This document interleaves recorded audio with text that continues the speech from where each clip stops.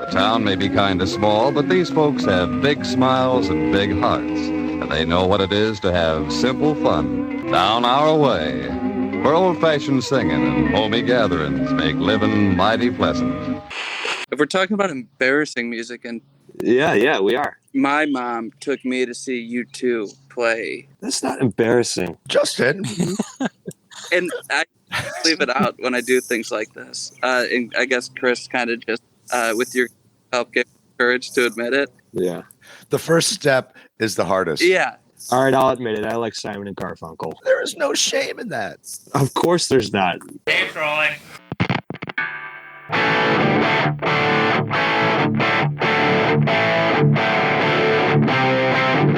Welcome to Abandoned Albums, the documentary podcast where we take a closer look at some albums that may have been forgotten about over time, and some albums you might not even know existed. I'm your host, Keith R. Higgins, and joining me as always is the ace of spades, Rob Janicki. Hey, Rob, how are you? Hey, Keith, how are you? Well, you know, I'm okay, Rob. As you can probably tell from my voice, it's a little hoarse. And that's from staying up all night ripping bong hits and watching the new season of Stranger Things. Teenagers aren't all delinquents. Only a few are involved in these criminal acts that we're all concerned about.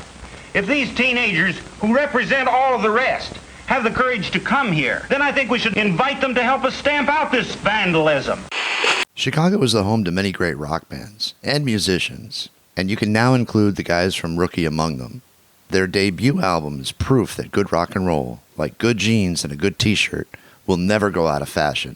After listening to Rookie and talking with Justin and Chris, both Rob and I found our faith in good old-fashioned rock and roll had been restored.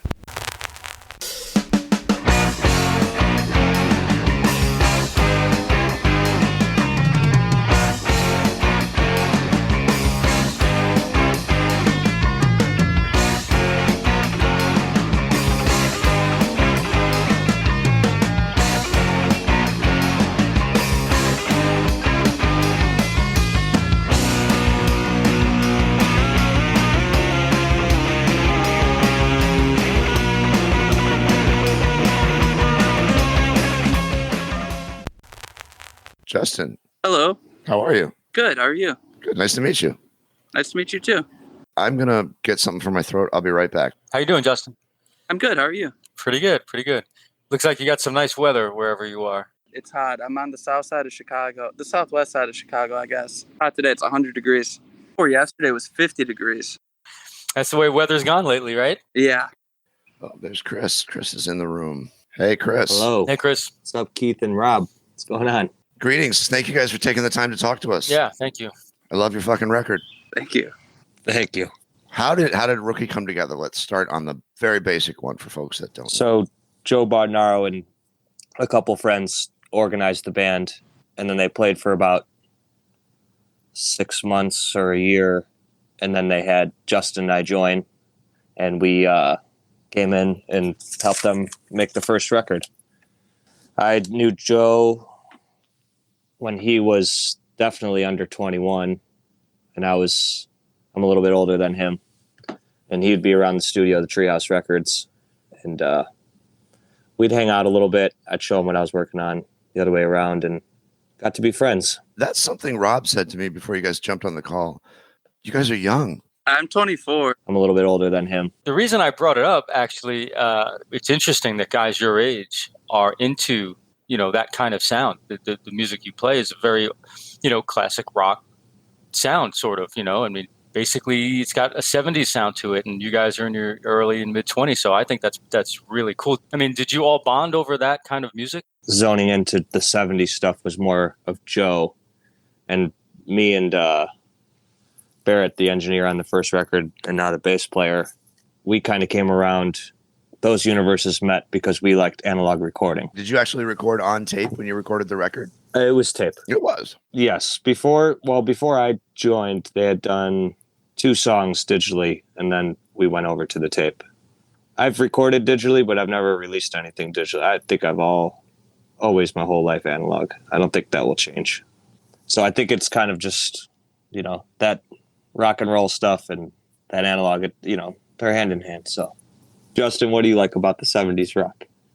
I think that maybe a thread that ties the whole group together individually is that I'd imagine, and we've touched on this together privately, that we were kind of sitting at the lunch table in high school, kind of outside of any major group of friends, and I think all kind of fell in love. I don't know. I've seen before that it was written about us that we were stealing the records off our parents' shelves, and I don't know if that's necessarily the case, but I think what is the case is that we, one way or another, fell into a good group in high school that turned us on to the 60s and 70s kind of music. Chris has a great love for Phil Spector. Wow.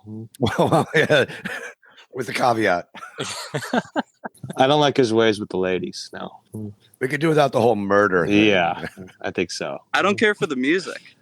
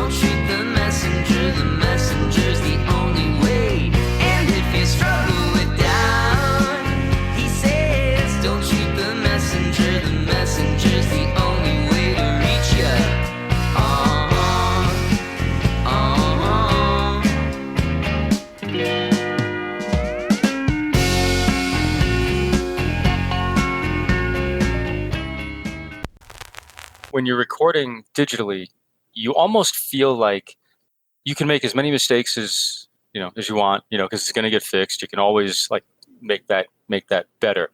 But when you're recording on tape, do you feel more pressure when you do that? And do you think that makes you play better? There's the whole thing where you can get, a little pent up and make the mistakes over and over and over again. Or you could, get really diligent and do exactly what you need to do. But you do need to also, I think the biggest thing is that you have to put yourself in that room and actually perform. And that's the hardest thing. I think analog or digital, that's what all people are looking to hear anyways.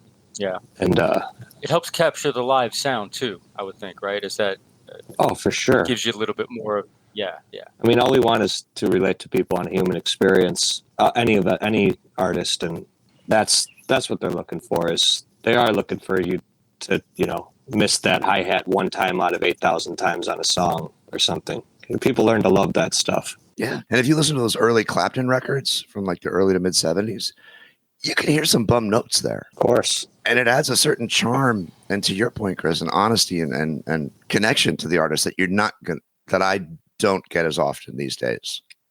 What is the song, Justin? Down now. No Quarter? Yeah, there's a stick click at the end. Is it really? Yes. Zeppelin fans rejoice. John Bonham made a mistake once. Chris had a beautiful marriage. Yeah. What? You walk into the reception hall, and there's pictures of family members that are no longer with us, and who is right in the center of all the family? Slightly to the left, yeah, John Bonham. I wish he was there. That's all. Fantastic.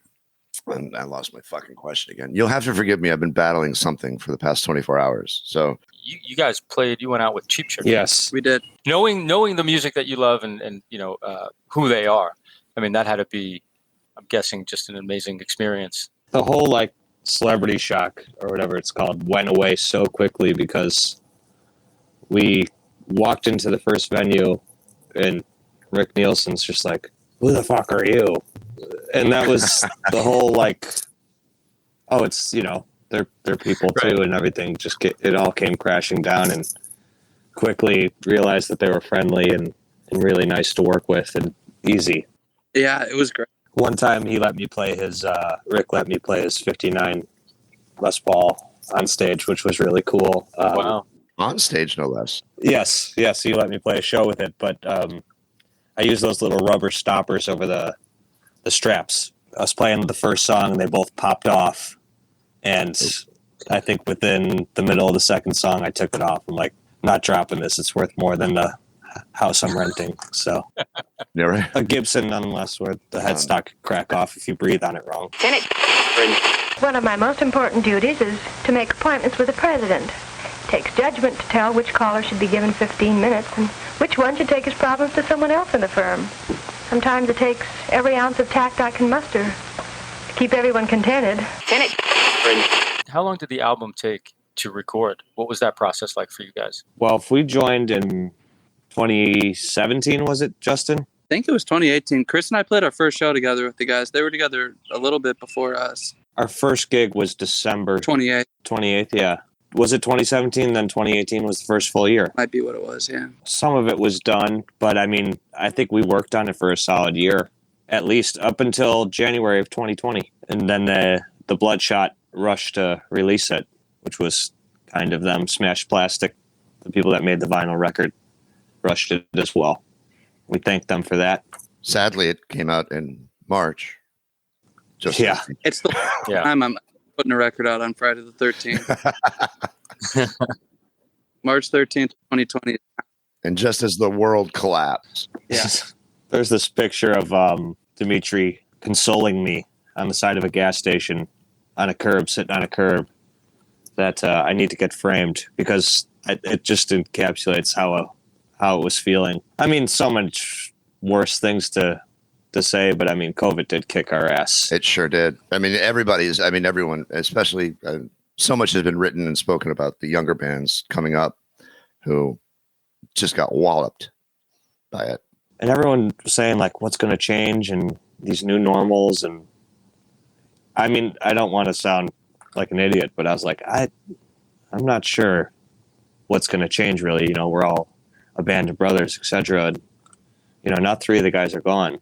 Because you can't just sit around and sit on your hands and say, I'm in a rock band, waiting for a pandemic, you know, or this is my career. I mean, it really changed everything. It really changed everything. Yeah, you guys were doing some clever stuff on your website, and I'd contacted you about covering the Replacement's Skyway for me so I could give it to a friend of mine. And you were kind enough to do that. I don't remember who did that, whether it was Max or whether it was you, Chris. I did it, yeah. That was great. I fucking loved it. And I love the fact that you did that. You're like, all right, we're a band. We're going to throw this out there and see what people will do. I have to say, I got the idea from another band. Everyone says how much they love their Replacements, and I wanted to get on that train. So that helped me push out into the water and explore their stuff. It was, thank you for helping me learn a little bit more about, you know, the world around me by asking me to do that. They're a great band. I'm trying to get a through line through every episode to at least mention the Replacements. Sure. So there you go. Name check to the Replacements. Yeah. That's There we go. And Keith, you managed to get into a Replacements discussion again. A lot of people were either on the Replacements side of things or you were a fan of the Pixies, and the two never really meshed. We had Vaden Todd Lewis from the Toadies on. He is a Pixies guy. There are 2 sides to that camp. I've been a fan of both for a long time, so I don't subscribe to either side. You can be a fan of both bands regardless. You got to pick sides, man. No, you can't. In Chicago, you got to pick sides. Exactly. Thank you. I'm with you 100%, Chris. You got to pick a side. You got to stick with it. That's it. Replacements all the way. There you go. That's it. No to the Pixies from Chris. All right. Big no. Big no. Okay. Justin's like still on the fence. He's like, I don't know.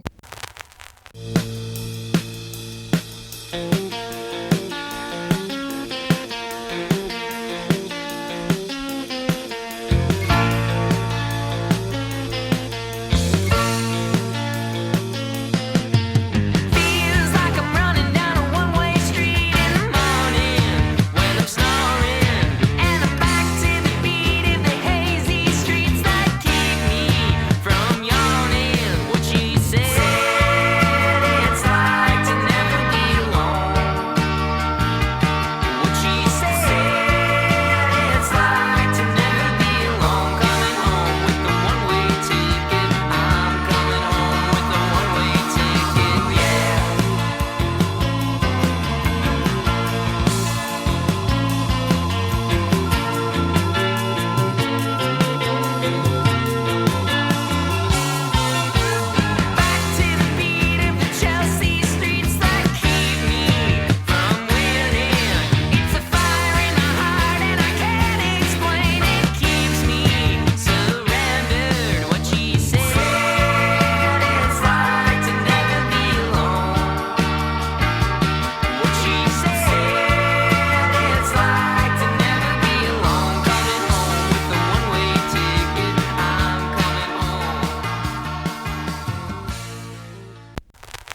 Capricorn Records was this record label out of Macon, Georgia, part of that southern rock sound from the 70s. And the guy who ran it was a guy named Phil Walden.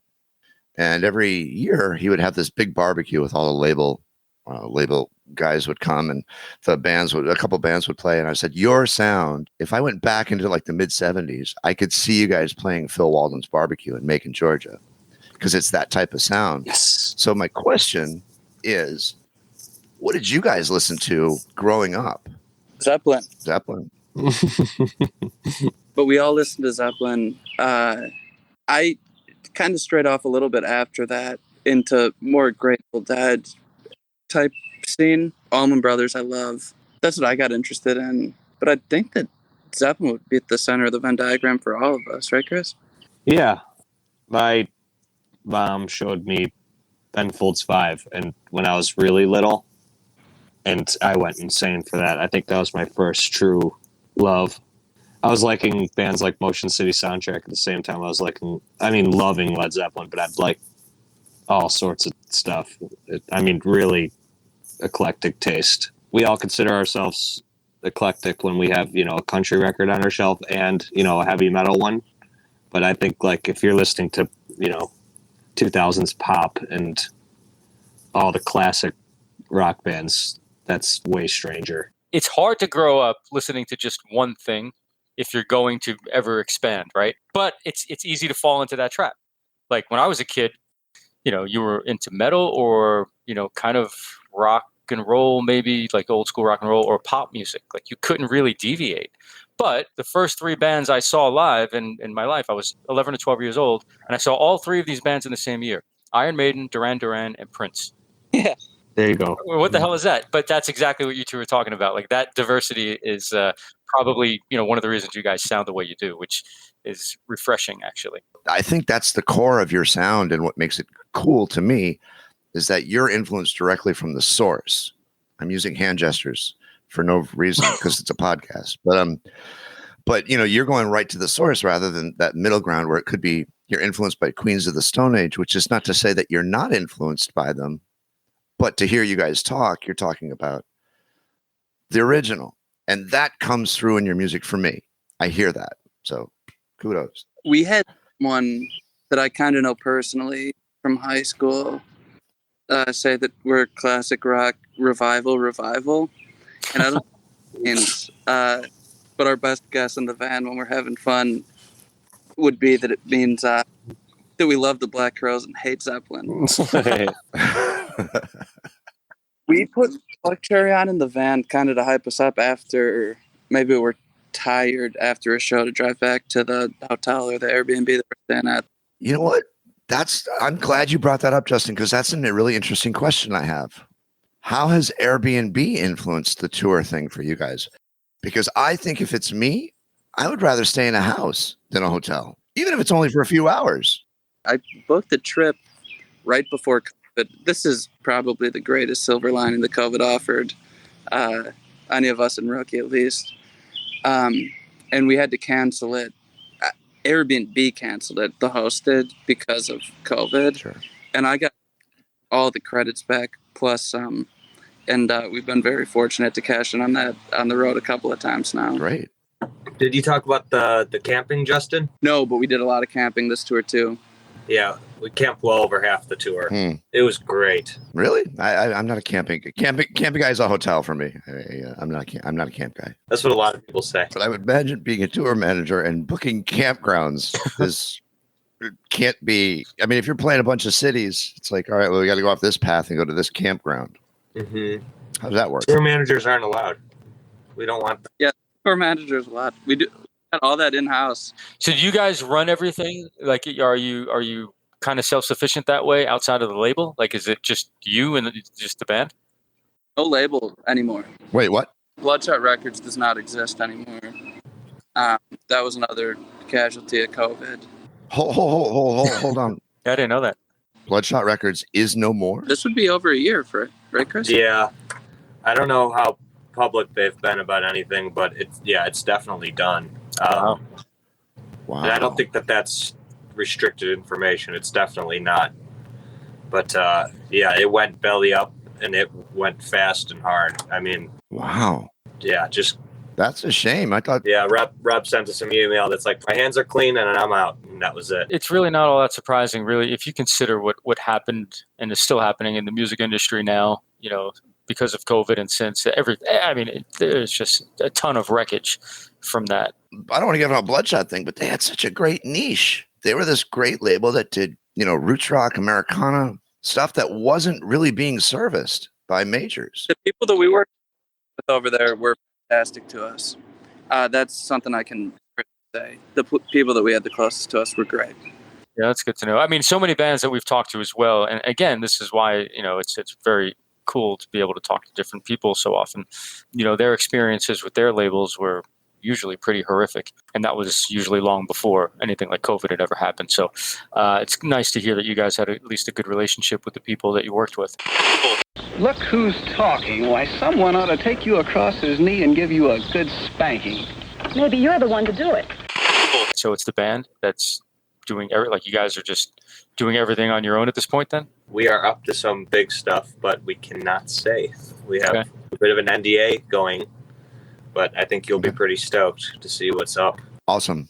Yeah, I think some exciting stuff is in the pipe.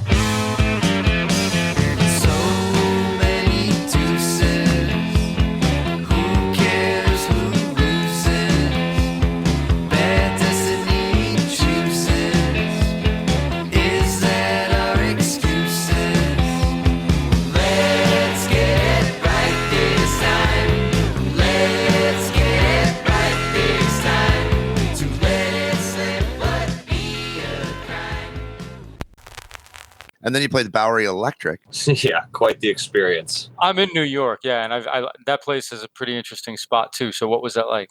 Well, our organ caught on fire, so we didn't have to bring that down that flight of stairs. Okay.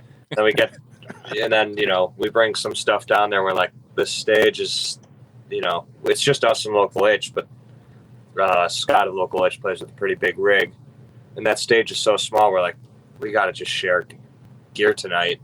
It was a sold out show. It was a lot of fun. The bar back treated us like kings, and we were in like this cool little I guess you could call it a coke dungeon, like this weird back room.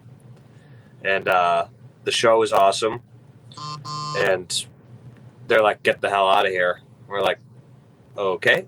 And they're like, yeah, the DJ starts and you're not going to want to be down here. Yeah. And I think within 5 minutes, there was people swarming everywhere, and we're trying to carry a Rhodes piano up the flight of stairs around these, club heads, and someone's got to go get the van, so we're standing there with all of our gear in the street. I mean, that's typical New York stuff, but yeah, it was interesting how quickly it went from a rock show to absolute madness, where people can't feel their jaws and a bunch of bullshit. People are taking their hats off of our heads and pushing us, and we're hitting people's drinks and they're getting pissed. It was a near disaster. Yeah, that's very, very true of that place. It changes in an instant, and it goes from a very cool vibe to a very awful one. Yeah, and it's hard to get out of there too, because you're going up that flight of stairs, and then it's a total mess. I've been there before, not lugging any gear or anything, but just trying to get the hell out, and yeah, it's not fun. So, well, next time you can help us carry the B3 organ up the stairs. That's one of the really interesting sounds that you use, which is very cool.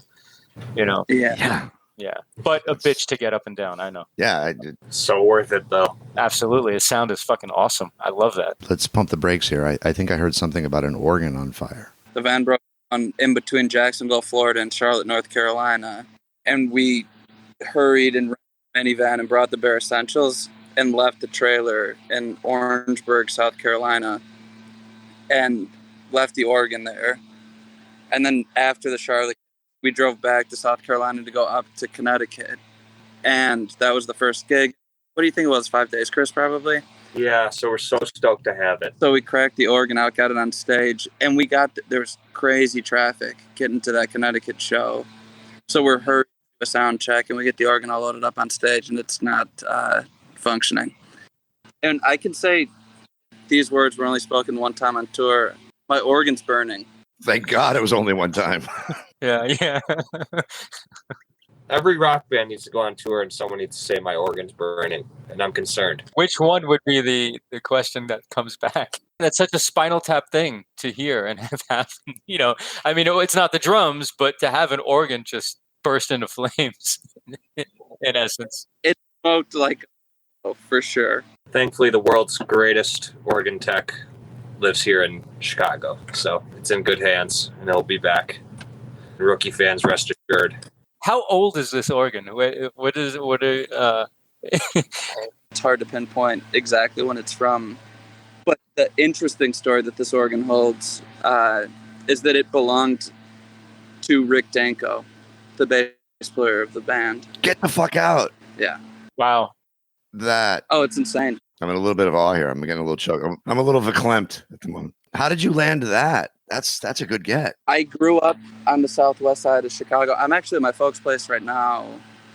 And one town over, I was just kind of trolling the internet for organs, or just for equipment. I wasn't even looking to buy anything, just seeing what's out there.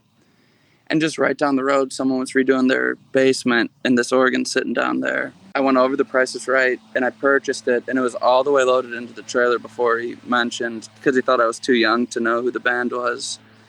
He was managing a group that Rick Danko was in after the band, and then it fell into his hands and played around Chicago for a while, and then it wound up with me. What was the name of that group? Bennett Brothers. Bennett Brothers. Before you guys got on the call, Rob had asked me what I thought you guys sounded like, and now that you mentioned Rick Danko, that's the connection, the band. I mean, I had mentioned when he said it, I had mentioned Southern Rock, the Allman Brothers, but now that you mentioned that, that's the connection. So it's safe to presume that you guys are fans of the band.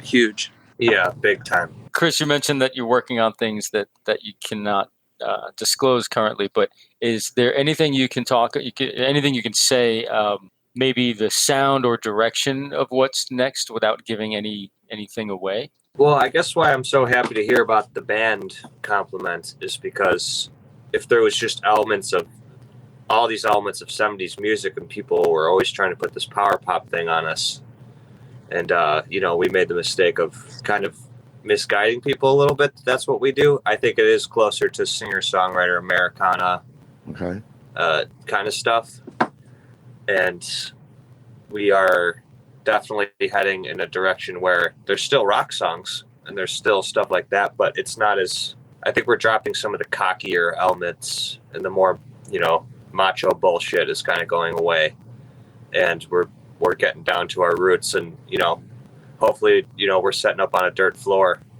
and playing our music in some open air barn or something like that. We're looking for a vibe that's a little bit more down to earth, a little more rootsy, definitely rock and roll. I hear that there's some places up in Woodstock that are like that. Yeah, we're not going to Old Man Levon's house. I was reading through the now defunct Bloodshot Records press kit, and they mentioned Thin Lizzy. No offense, with all due respect, I don't hear anything. I like Thin Lizzy, and I'm not a Thin Lizzy scholar by any stretch, but I was like, I don't hear any Thin Lizzy, I would agree. Okay. But maybe the connection is I'll play Irish music with a dance company, and there's a band there as well. So I don't know where it comes from, but Cheap Trick, all right, I got that. And you know, the Big Star, okay, I get that. And I got all those connections. But Thin Lizzy, I'm like, no, I don't hear that. I like them. Of course. Yeah, you can't. Yeah, you know. They're like the second great Irish rock.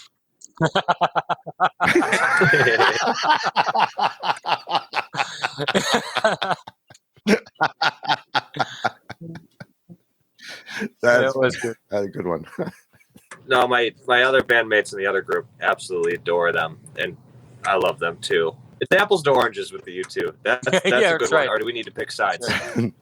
What was it now? Say it again. Do we need to pick sides? Is it Thin Lizzy or U2? You can't. Yeah, like this both? is Pixies and the Replacements all over again. All right. Well, you know what? I'm going to have to go U2 on this one only because I don't know enough about Thin Lizzy and I haven't explored the catalog. I grew up on U2, so that they were my band coming of age. Thin Lizzy's a little bit before my time, so my only point of reference is really Jailbreak and The Boys Are Back. The Boys Are Back in Town. Yeah. So by default, Same for me. that's a cop out. That's a cop out. If you're making me draw a line, I'm going to go U2. I'm going to go hard on U2. No, but here's what's interesting about that question, because we keep talking about, you know, generations and what people listen to, what they grow up with, and they're based on their age. And Keith is right. You know, in the early 80s, you know, U2 was massive. Like, you couldn't get away from them, and Thin Lizzy was done. But for two of my favorite bands ever were Black Sabbath and Led Zeppelin. And still to this day, they are, like, all these years later. So there are some bands that actually stay with you forever. But with you guys, that's one of the things I think that makes you so unique. You know, Keith said you go back to the source, but you still have influences and the love of other music as well. And it creates, it helps create the sound that you guys make, which you don't hear a lot today. And that's Rob, you're walking the line again. What's it going to be? Thin Lizzy or U2? Thank you. Oh, no, Chris. I said it in the beginning. I said U2 in the beginning. Okay. So I'm the only Thin Lizzy guy, and I'll tell you, and I will refer you guys to Vagabonds of the Western World. There we go. We love them hot shots, those brand new hot shots. It's a firefighter treat that's fun to eat. You'll get a bang and a hot shot. We are opening for John Fogerty in a couple weeks, and it's going to be a dream come true. Fuck yeah. Where is that going to be? That's at Ravinia. When you play in front of Fogerty and if you get to talk to him and meet him, like, is that something that you could have, I mean, you probably never dreamed of it, but now that it's happening and you know it's happening, is that exciting to the point of, like, yeah, let's just go kick ass, let's just do this? Or is there any sort of trepidation there? No, it is absolutely let's rip and let's have as much fun as we can, because this is hands down going to be the greatest experience. It can't be any other way. We can't allow it to be. Awesome. You know, if guitar strings bust and microphones break and organs catch on fire, that's out of our control, you know, and that won't drag us down. We'll just do what we can. This is going to go great. Hands down. Awesome. Yeah. That's, and what's the date again on that show? July 8th, right? Yep. July 8th. Okay. Guys, I'm sorry, I gotta get off. I got a rehearsal. Cool. Well, thank you, Justin. Yeah, I really appreciate you having us on. Yeah, no, of course. 100%. Yeah, anytime. yeah. No worries. Thank you. Chris, don't go anywhere. I got a question for you. All right, Okay. I'll talk to you guys later. Thank you. Thank you, Justin. Thanks, Justin. Take care. So, Chris, I have two questions. The first question is, who is Rookie now? Rookie now is myself, Joe, the drummer, Justin, the keys. Those are the original members. And then there's Barrett, who has been around since the beginning recording the band. He's playing the bass. And then there's this kid, Giovanni Vincenzo Morari, who is playing some lead guitar. So you got a Jewish guy in there. Yeah, he's fresh off the boat. Yeah. He must be from New York or Chicago with a name like that. Yeah, he's from the Bridgeport neighborhood of Chicago. I think he's first gen. I think the whole band has Italian heritage except for Justin, which is pretty funny. And he doesn't know when he says, "Oh, I'm not hungry," when he comes into my house. He doesn't know how much that hurts my feelings. The only response is, I could eat. Yeah, you're hungry no matter what. Yeah, come on, just a ham sandwich. My wife thinks I'm crazy. When you get home after a gig or something and you're chopping garlic and making some sort of Florentine or something, and she's like, "What are you doing?" I'm like, "I'm just making something easy." Gonna whip up a little pesto. For those that can't see this and won't see it, you're wearing a Chicago. Is that? I am wearing a Chicago shirt, Keith. Are you a fan of Chicago? The band Chicago Transit Authority? I am a mega fan. My cousin's uncle is Lee Lockman, the trumpet player in the band. So that's always been one of the childhood bands too. I guess I forgot to mention that, is that music was always around because my cousins, even though they're not big rock and roll heads, I mean, Chicago's the greatest band in the world to them because, you know, their uncle's up on that stage doing that. So eventually time passes and I discovered Terry Kath. And, there you go. You know, Dimitri introduces me to the whole universe of Chicago. And now, you know, him and I both have night amplifiers, and we're playing the same rig as him every once in a while. Yeah, I think Chicago gets a shitty rap. You know, I think because those first few records are fucking incredible. They're great rock records. Oh, yeah. There is a quote, and I think it's in the documentary, and the name escapes me right now, but you'd enjoy it if you like Terry Kath. It is alleged that Jimi Hendrix said, "I wish I could play guitar as good as Terry Kath does." Is the name of this documentary Color My World? It might be. That sounds vaguely familiar.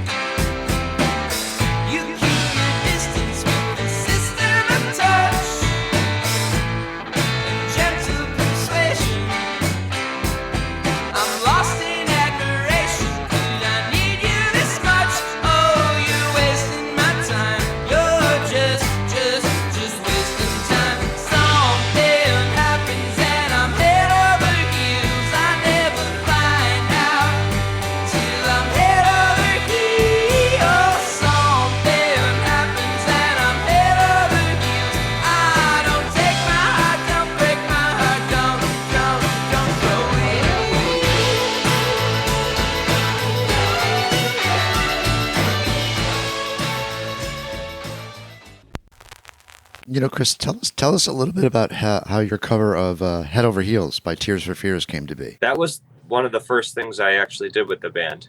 I have a 1/2-inch 8-track tape machine here, and at the time I had just this little Tascam M200 series console, like just a cheap little one. And I'm like, you guys got to come here and do something. And I didn't know them too well. When the sessions ended, it was 2 days straight, and I look on top, or like in between the tape machine and the console, and there was like $300 there. I'd left there on accident, so they had my trust immediately. Wow, that's nice. Chris, thank you so much for joining the call. I'm glad you're able to join.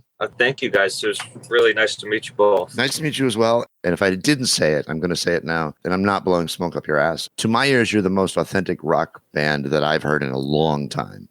I appreciate that. We're just on the quest to fulfill our creative needs and communicate to other people. Keith doesn't say shit like that, Chris. He never does.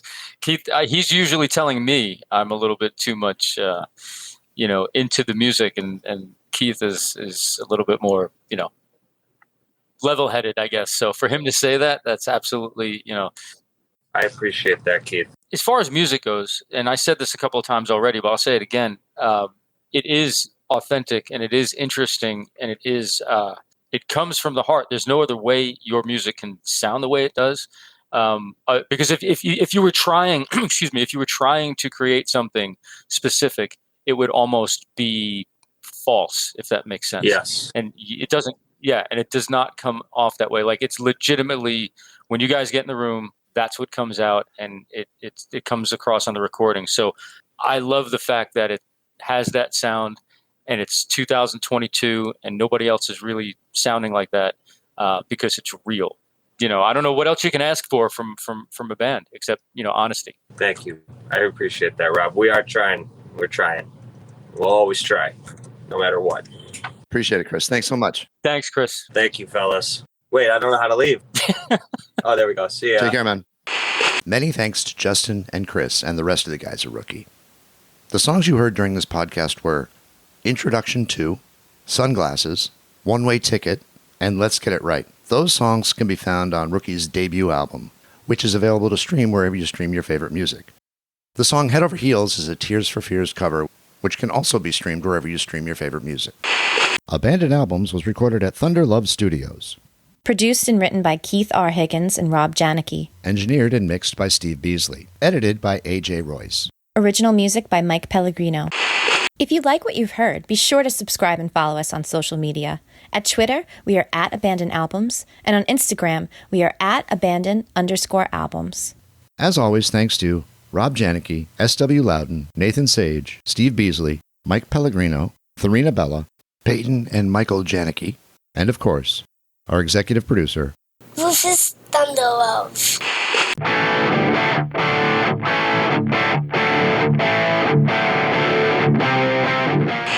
And now, until we meet again next time, I remain as always obediently yours. Abandoned Albums is a production of Paw Print Media.